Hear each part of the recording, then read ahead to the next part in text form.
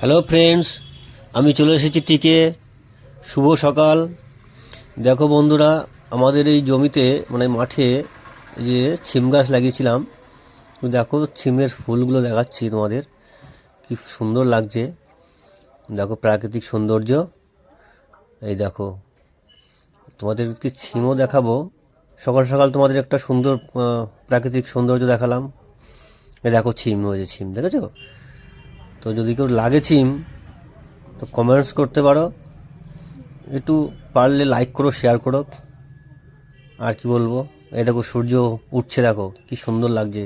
এই দেখো, যাই হোক, তোমাদের অনেকটা সময় নষ্ট করলাম। আর সবাই ভালো থেকো, সবাই সুস্থ থেকো। আবারও বলছি, শুভ সকাল। ওকে, বাই, টাটা।